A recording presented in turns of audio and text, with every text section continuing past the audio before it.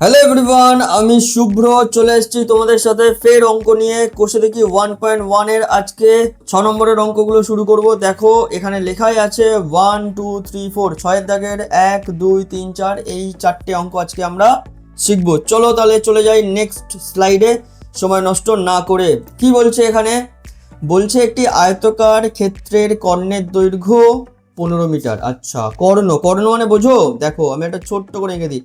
একটা আয়তকার ক্ষেত্র, ধরো এটা আয়তকার একটা ক্ষেত্র, কর্ণ মানে এই কোণ থেকে এই কোণ দিতে পারো বা এই কোণ থেকে এই কোণ, হোয়াট এভার। তো বলছে এই আয়তকার ক্ষেত্রের কর্ণের দৈর্ঘ্য কত? 15 মিটার। এটা কত? 15 মিটার, একদম ঠিক বলেছো। এবং তার দৈর্ঘ্য প্রস্থ অপেক্ষা 3 মিটার বেশি।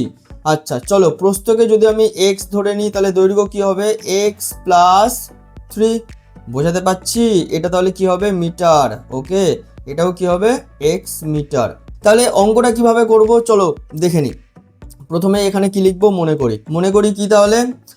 প্রথমে লিখে দেবো মনে করি আয়তকার ক্ষেত্রের প্রস্থ, এটা কি হবে? X metre. ঠিক আছে, আয়তকার ক্ষেত্রের প্রস্থ এক্স মিটার, তাহলে দৈর্ঘ্য কি হবে? X plus 3 meter. আয়তকার ক্ষেত্রের প্রস্থ এক্স মিটার, দৈর্ঘ্য কি? X plus 3। একেবারে আমরা তাহলে কর্ণটাও বার করিনি, তাহলে কর্ণ কি হবে? দেখো এখানে লিখে নেবো, অতএব কর্ণ কর্ণ সমান সমান কি হবে? রুট ওভার, আমরা সূত্র কি জানি? রুট ওভার দৈর্ঘ্য, ঠিক আছে, দৈর্ঘ্যের স্কয়ার প্লাস প্রস্থ স্কয়ার, তাই তো? এত মিটার প্রস্থ, দৈর্ঘ্য এবং কর্ণ সবই বার হয়ে গেছে। এবারে প্রশ্নে কি বলেছে? কর্ণ কি, তাহলে কর্ণ কিভাবে বার করতে হবে? এখানে বলেই দিয়েছে কর্ণের দৈর্ঘ্য কত?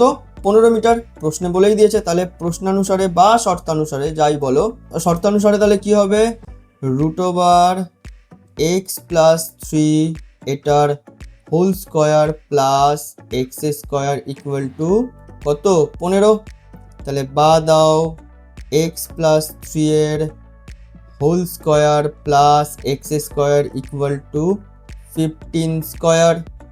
তাহলে এখানটা কি হবে? A square, A plus B এর হোল স্কয়ারের সূত্র, তাহলে কি হবে? A square plus 2 A B plus B square plus আবার এক্স স্কয়ার ইকুয়াল টু 2 2 5।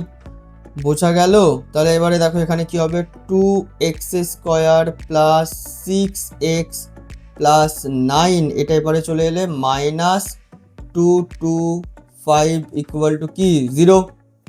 এবার দেখো তাহলে এখানে কি হবে? 2x স্কয়ার প্লাস 6x প্লাসে মাইনাসে এটা কি হবে? প্লাস, আর এটা মাইনাস। প্লাসে মাইনাসে আমাকে মাইনাস করতে হবে, কিন্তু সাইন কি হবে? মাইনাস।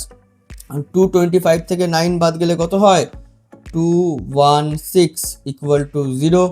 এবার একেবারে আমি 2 যদি কমন নিয়েই নিই তাহলে কি পাবো বলো তো? X square plus 3x minus 2 common নেওয়া মানে কি? 2 দিয়ে প্রত্যেকটা টার্মকে ভাগ করা, তাহলে 216কে 2 দিয়ে ডিভাইড করলে কত হয়? 108 ইকুয়াল টু কি? 0। তাহলে কি লিখবো? X square plus 3x minus 108 equal to 0। তাহলে এটাই এখানে কি বলেছে? দ্বিঘাত সমীকরণ গঠন করি। তাহলে এটাই আমাদের দ্বিঘাত সমীকরণ গঠন হয়ে গেল। এখানে আমি একটু পরিষ্কার করে লিখে দিই, x square plus 3x minus 108 equal to 0। এটাই কি আমাদের দ্বিঘাত সমীকরণ গঠন হয়ে গেল। আশা করি তোমরা বুঝতে পেরেছো। চলো তাহলে নেক্সট অঙ্কটাই কি আছে দেখে নিই। এক ব্যক্তি 80 টাকায় কয়েক কিগ্রা চিনি ক্রয় করলেন। খুব ভালো কথা। যদি ওই টাকায় তিনি আরও 4 কিগ্রা চিনি বেশি পেতেন তবে তার কিগ্রা প্রতি চিনির দাম 1 টাকা কম হতো। খুবই সোজা অঙ্ক। চলো তাহলে এখানে লিখে নিই। মনে করি, মনে তো আমাদের করতেই হবে। তিনি 80 টাকায় এক্স কিগ্রা চিনি ক্রয় করেছিলেন। অতএব 1 কেজি চিনির দাম তাহলে কি হবে? 80 টাকায় যদি এক্স কিগ্রা চিনি ক্রয় করে তাহলে 1 কেজি চিনির দাম 80 বাই এক্স, 80 বাই কি? এক্স টাকা। ব্যাপারটা বোঝাতে পারলাম? খুব ভালো কথা। কিন্তু এখানে বলছে যদি, এখানে কি বলছে? যদি ওই টাকায় তিনি আরও 4 কেজি চিনি বেশি পেতেন, তাহলে কি? যে টাকাটা ধরো এই 80 টাকায় আমি এখন এক্স কেজি পাচ্ছি, এবারে বলছে যে যদি আমি এই 80 টাকায় আরও 4 কেজি চিনি বেশি পেতাম তাহলে তখন 1 কেজি চিনির দাম কি হতো? 1 কেজি চিনির দাম তাহলে 80/x+4 এত টাকা। কারণ এখানে বলেই দিয়েছে যে তিনি যদি ওই টাকায় আরও 4 কেজি চিনি বেশি পেতেন, তার মানে তখন আমরা 80 টাকায় x+4 কেজি চিনি বেশি পেতাম। ঠিক আছে, তাহলে তখন 1 কেজি চিনির দাম কি হতো? 80/x+4 টাকা। আশা করি এটা বুঝতে পেরেছো। এবারে বলছে যে যদি বেশি পেতাম তাহলে তবে তার কিগ্রা প্রতি চিনির দাম তখন কি হতো? 1 টাকা কম হতো। তাহলে শর্তানুসারে এখানে লিখে দাও, দেখো 80/x বিয়োগ 80/x+4 ইকুয়াল টু তাহলে কি হবে? 1। ব্যাপারটা বুঝতে পারলে? তুমি দেখো আগে 80 টাকায় x কেজি চিনি পেতাম, পরে কি করছে না 80 টাকায় x+4 কেজি চিনি পাচ্ছে। এখানে আমি পাশে ছোট্ট করে একটু করে দিই, আগে 80 টাকায় x কেজি, পরে 80 টাকায় কত? x+4 কেজি চিনি পাচ্ছে। তাহলে 1 কেজি চিনির দাম তখন কি হবে? 80/x+4 হবে, ঠিক কি না? 1 কেজি চিনির দাম তখন কি হবে? 80/x+4।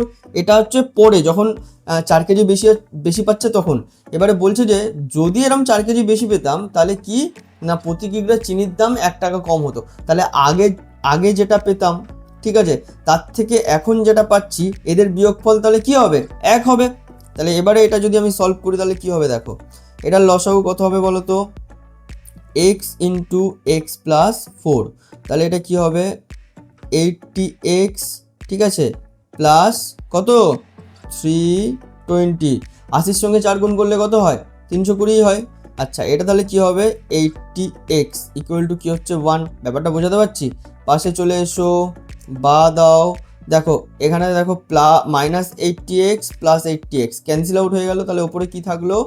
320। নিচে তাহলে কত হলো? এটা যদি আমি মাল্টিপ্লাই করে দিই, x² plus 4x equal to কি? 1।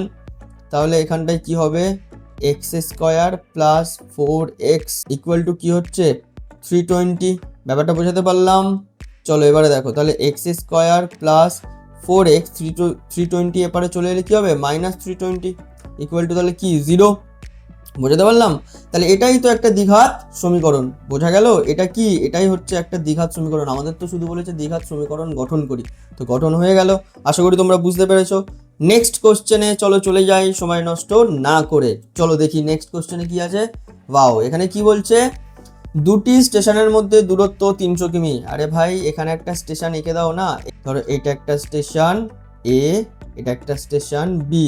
এই দুটো স্টেশনের মধ্যে দূরত্ব, ঠিক আছে, এই ডিস্টেন্স কত? 300 কিমি। ঠিক আছে, এই দুটো স্টেশনের মধ্যে দূরত্ব কত? 300 কিমি। বোঝাচ্ছে এখন। বলছে একটি ট্রেন প্রথম স্টেশন থেকে সমবেগে দ্বিতীয় স্টেশনে গেল।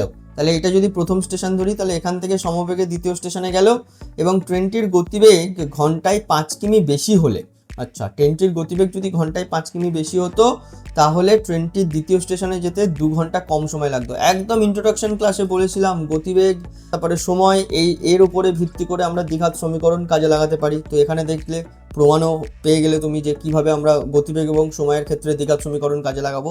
চলো অঙ্কটা সলভ করি। তাহলে এখানে কি লিখবো? মনে করি। প্রথমে আমাদের সবসময় মনে করতে হবে ট্রেনটির গতিবেগ সমান সমান বা না দিতে পারো x কিমি পার ঘন্টা। ট্রেনটির গতিবেগ কি? x কিমি পার ঘন্টা। আচ্ছা, তার মানে কি? x কিমি পার ঘন্টা মানে x কিমি যেতে তার 1 ঘন্টা সময় লাগে। তাহলে 300 কিমি যেতে তার ক ঘন্টা সময় লাগবে? ভালো করে বুঝবে। x কিমি পার ঘন্টা মানে 1 ঘন্টা যদি আমি তাকে সময় দিই ট্রেনটাকে, তাহলে সে x কিমি চলে যায়। তাহলে উল্টে যদি আমি বলি x কিমি যেতে ট্রেনটির কতক্ষণ সময় লাগছে? 1 ঘন্টা। তাহলে 300 কিমি যেতে কত সময় লাগবে? 300/x ঘন্টা। Simple logic. 300 কিমি যেতে 300/x ঘন্টা সময় লাগবে। কিন্তু এখানে একটা কন্ডিশন দিয়েছে কি না, ট্রেনটির গতিবেগ যদি ঘন্টায় 5 কিমি বেশি হতো, মানে এখন গতিবেগ x কিমি, পরে গতিবেগটা চেঞ্জ হয়ে কি হয়ে যাবে? x প্লাস 5 কিমি পার ঘন্টা। বোঝাতে পারছি? কিমি পার ঘন্টা। তাহলে যখন 5 কিমি বেশি হয়ে যাবে তখন তাহলে এই 300 কিমি যেতে কত সময় লাগবে? 300/x প্লাস 5 কিমি লাগবে, 5 ঘন্টা লাগবে। 300/x প্লাস 5 ঘন্টা লাগবে, ঠিক আছে। পরে 5 কিমি যদি ঘন্টায় বেড়ে যায় তাহলে তখন 300 কিমি যেতে আমার এত ঘন্টা লাগবে। এবার তুমি আমাকে বলো তো এই 300/xটা বড় না 300/x+5টা বড়? তুমি ভালো করে বোঝো। গতিবেগ এখানে কিন্তু বেড়ে গেল, গতিবেগ বেড়ে গেলে তাহলে এই সময় কি হবে? কমে যাবে। এখানে গতিবেগ যা আছে তার থেকে এখানে 5 কিমি বেড়ে গেছে গতিবেগ, তাহলে সময় এখানে কি হবে? কম। তার মানে কোন সময়টা বেশি? 300/xটা বেশি। কার থেকে? 300/x+5 এর থেকে। তাহলে এখানে শর্তানুসারে কি লিখতে পারি বলো তো? এখানে লেখো 300/x minus 300/x+5 equal to কত? Equal to 2। কারণ এখানে বলেছে না 2 ঘন্টা কম সময় লাগতো, তাহলে এই বিয়োগটা মানে কত কম? না 2 ঘন্টা কম। তাহলে এবার দেখো এটার আগের অঙ্কটারই মতন x আর x+5, ঠিক আছে, এলসিএম হবে। তাহলে এটা কি হবে? 300x প্লাসে প্লাসে প্লাস 1500 মাইনাস ধরো 300x ইকুয়াল টু তাহলে কি 2, এই মাইনাস 300x আর প্লাস 300x ক্যান্সেল আউট। তাহলে উপরে কি পড়ে থাকলো? 1500, নিচে তাহলে কি হচ্ছে? x² plus 5x equal to 2। তাহলে এ পাশে যদি আমি চলে যাই তাহলে কি হবে বলো তো? 2x² প্লাস 10x মাইনাস কত? 1500 ইকুয়াল টু 0। তাহলে এখান থেকে আমি যদি 2 কমন নিয়ে নিই তাহলে কি হবে? x² প্লাস 5x মাইনাস এটা কত হবে? 750 হবে, ঠিক আছে, ইকুয়াল টু কি হবে? 0। তাহলে এখানটা কি হবে? x² plus 5x minus 750 equal to 0। এটা কি? এটাই তো দ্বিঘাত সমীকরণ আমরা গঠন করে ফেললাম। তাহলে বুঝতে আশা করি কোনো অসুবিধা নেই। যদি কোনো প্রবলেম থাকে আরেকবার ভিডিওটা দেখো, দেখলে আশা করি প্রবলেম সলভ হয়ে যাবে। তারপরেও যদি প্রবলেম হয় তাহলে তো আমাকে কমেন্ট সেকশানে জানাতেই হবে, ঠিক আছে? চলো নেক্সট অঙ্ক দেখে নিই। একজন ঘড়ি বিক্রেতায় একটি ঘড়ি ক্রয় করে 336 টাকায় বিক্রি করলেন। আচ্ছা, তিনি যত টাকায় ঘড়িটি ক্রয় করেছিলেন শতকরা তত টাকা লাভ হলো। আসল টুইস্ট কিন্তু লুকিয়ে আছে এই লাইনটার মধ্যে। যত টাকায় ঘড়িটি ক্রয় করেছিলেন, ধরে নাও আমি ঘড়িটি ধরো 100 টাকায় কিনেছিলাম, শতকরা তত টাকা লাভ হলো। এখানে কিন্তু বলেনি যে 100 টাকায় কিনেছি মানে 100 টাকাটা, আচ্ছা 100টা আরেকটু ছোট নিই তাহলে বুঝতে সুবিধা হবে। ধরো 20 টাকায় আমি ঘড়ি কিনেছি, সাপোজ ধরে নাও 20 টাকায় ঘড়ি কিনেছি, কিন্তু এখানে বলছে যে শতকরা তত টাকা লাভ হলো। আমাকে কিন্তু বলেনি যে 20 টাকায় ঘড়ি কিনে আমার 20 টাকায় লাভ হয়েছে, না, লাভের সময় বলছে 20% লাভ হয়েছে। 20 টাকা আর 20% এই দুটোর মধ্যে কিন্তু আকাশ পাতাল তফাৎ আছে। ঠিক আছে, চলো অঙ্কটা করি, তারপরে তফাৎ সব বুঝিয়ে দেবো। কি তফাৎ, কি কোথায় কি তফাৎ না সব বুঝিয়ে দেবো। চলো তাহলে প্রথমেই তো মনে করতে হবে। চলো তাহলে মনে করেই নি। মনে করি ঘড়িটি x টাকায় কিনেছিলেন, ঠিক আছে, মনে করি ঘড়িটি x টাকায় ক্রয় করেছিলেন, ঠিক আছে। তাহলে প্রশ্নানুসারে তাহলে লাভও কত হয়েছে? x%। এখানে কিন্তু ভাবতে হবে।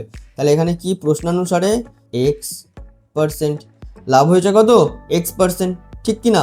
তাহলে ক্রয় মূল্য জানি, লাভ কত পার্সেন্ট হয়েছে সেটাও জানি। তাহলে এখান থেকে কি বার করব?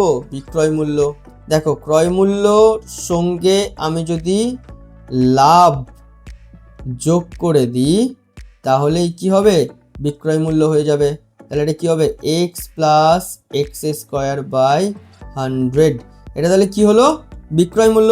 আর এই বিক্রয় মূল্যটাই তো দেওয়া আছে এখানে, কত? 336 টাকা দেওয়া আছে। তাহলে এখানে কি লিখবো? এখানে লিখে দিই শর্তানুসারে x প্লাস x²/100, ঠিক আছে, ইকুয়াল টু তাহলে কত? 336, ঠিক আছে। তাহলে এখানে দেখো, এখানে তাহলে কি হবে? 100 তো 100 তো এলসিএম হবে। তাহলে এটা কি হবে? 100x প্লাস ধরো x² ইকুয়াল টু 336, ঠিক আছে। এখানে বা দাও, তাহলে এখানে কি হবে? 100x plus x² equal to 33600। বোঝাতে পারলাম? তাহলে এবারে কি হবে দেখো, x² plus 100x minus 33600 equal to কি? 0। এটাই তো একটা দ্বিঘাত সমীকরণ গঠন হয়ে গেল। তাহলে আশা করি ক্লাস একদম ঠিকঠাক আছে। 4 পর্যন্ত আমাদের অঙ্ক হয়ে গেছে। পরেই চলে এলো থ্যাংক ইউ স্লাইড। তোমাদের সবাইকে থ্যাংক ইউ। 3 কোর একাডেমি, যেখানে কনসেপ্ট, ক্ল্যারিটি এবং কনফিডেন্সের কথা বলা হয়। অবশ্যই আমার চ্যানেলকে সাবস্ক্রাইব, লাইক এবং শেয়ার করবে, বন্ধুদের মধ্যে শেয়ার করো এবং খুব ভালো করে অঙ্ক প্র্যাকটিস করো, ভালো রেজাল্ট হবেই হবে। চলো টাটা।